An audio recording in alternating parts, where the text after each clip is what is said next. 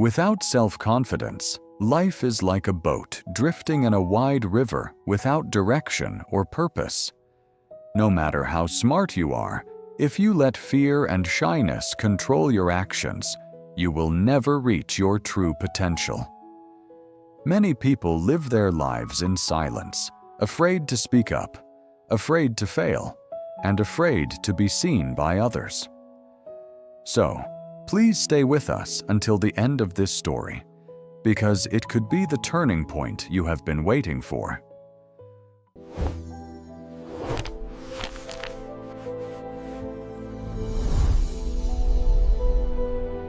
Once upon a time, in a small town near a beautiful lake, there lived a young man named Mason.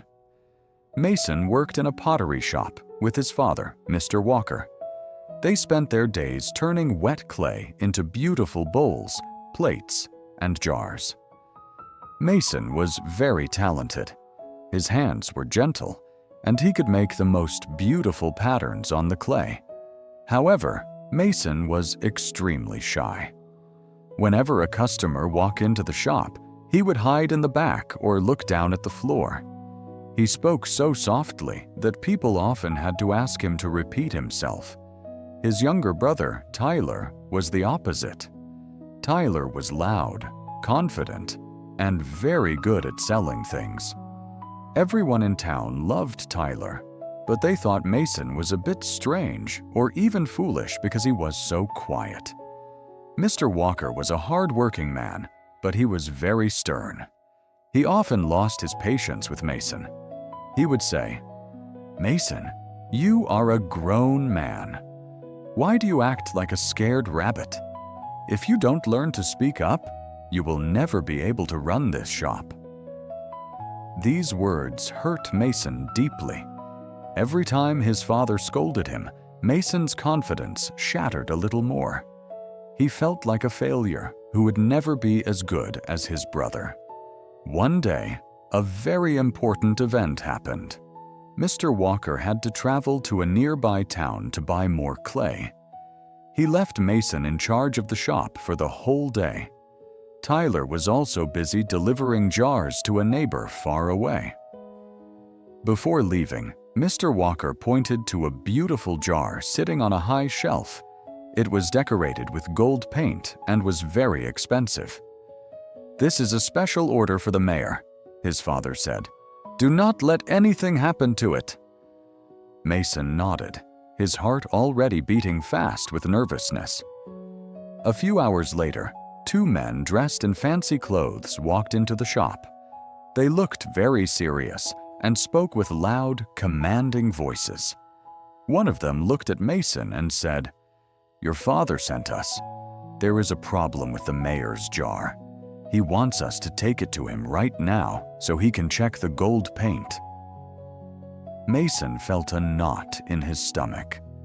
He knew his father hadn't mentioned this, but the men looked so confident and important.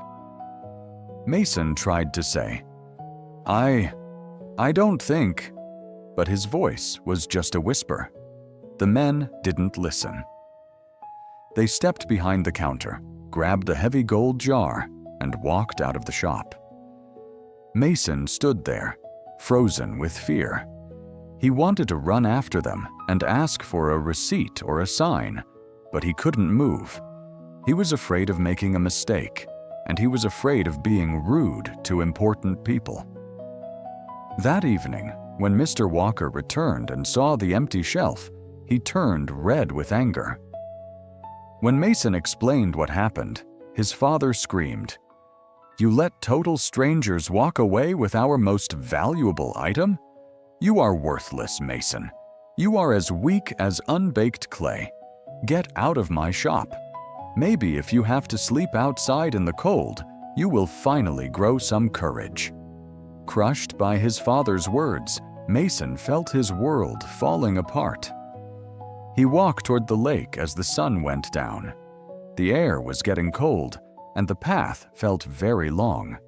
He sat by the water, feeling utterly useless. He thought, "My father is right. I am a failure. I can't even talk to people. There is no point in trying anymore. Just as he was looking at the dark water, an old man named Bennett, who was known for fixing old clocks, walked by.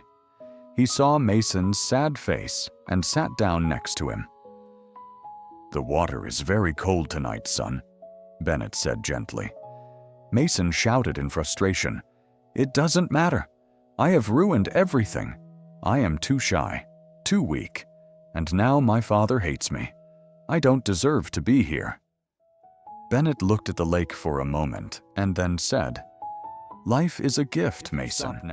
You will never see the beautiful things you can create. Shyness is just a shadow, and shadows disappear when you turn toward the light." Mason looked at him with tears in his eyes. "But how do I find the light? I don't know how to be brave." Bennett smiled and said, "Come to my house. If you stay with me for 3 days and complete 3 tasks, I will show you how to change your life." Mason had nothing left to lose, so he followed the old man to a small cottage filled with the ticking sounds of clocks. On the first day, Bennett gave Mason a small basket of flowers. "Go to the market square," Bennett said. "Find 10 strangers. Give each one a flower and ask them what made them smile today. Write their answers in this book." Mason's hands shook. The market was far, and there were so many people. At first, he stood in a corner, unable to speak. But then, he saw an old woman sitting on a bench. He stepped forward and whispered, "Here is a flower." She smiled brightly and told him a story about her grandson. Slowly, Mason realized that most people were kind. By the end of the day, he had talked to 10 people and felt a tiny spark of warmth in his chest. On the second day, Bennett took him to a small park where several children were playing. "Today," Bennett said, "you will teach these children how to make a small bird out of clay. You know more about clay than anyone I know." Mason was terrified. "But I'm not a teacher. They won't listen to me." Bennett replied, "They don't know you are shy. They only know you have something cool to show them." Mason sat on the grass and began to move his fingers. The children gathered around, watching in silence. Mason started explaining how to smooth the wings and shape the beak. He forgot to be afraid because he was focused on the art he loved. The children cheered when their birds were finished. For the first time, Mason felt proud. On the third day, Bennett looked Mason in the eye. "Now comes the hardest part. Go back to your father. Tell him you're sorry for the mistake, but also tell him you are ready to work and that you will not let fear control the shop again." Mason felt a heavy weight in his heart, but he remembered the smiles of the strangers and the laughter of the children. He walked back to the pottery shop. His father was sitting by the wheel, looking tired and sad. Mason stood tall, took a deep breath, and spoke in a clear, steady voice. "Father, I am sorry I was tricked. It was a mistake born of fear. But I am not worthless. I am a potter, and I am your son. Give me a chance to make a new jar, even better than the last one." Mr. Walker was shocked. He had never heard Mason speak with such strength. He looked at his son's eyes and saw a new man. "All right, Mason," he said quietly. "Show me what you can do." Over the next few days, Mason worked harder than ever before. He made a jar so beautiful that even the mayor was amazed. Word spread through the town that Mason wasn't just a quiet boy anymore. He was a master artist with a strong spirit. Mason went back to see Bennett one last time. "What was the secret?" Mason asked. "Was it the flowers or the children?" Bennett laughed and said, "The secret was always inside you. Confidence is not something you are born with like your hair color. It is like a muscle. You have to use it every day to make it strong. You stopped hiding, and the world finally saw who you really were. Mason thanked the old man and returned to his life, eventually becoming the most respected businessman in the valley. This story teaches us that self-confidence is a choice we make every single day. You might feel like Mason sometimes, hidden behind a wall of fear or worried about what others think of you. But remember, the way you present yourself to the world is the way the world will treat you. If you walk with your head down, the world will pass you by. If you stand tall and share your talents, doors will open that you never knew existed. Do not wait for someone to give you confidence. Go out and build it through small actions.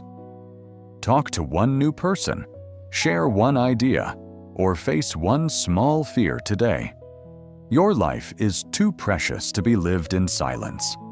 If this story touched your heart or gave you the courage to take a step forward, please subscribe to our channel and join our community.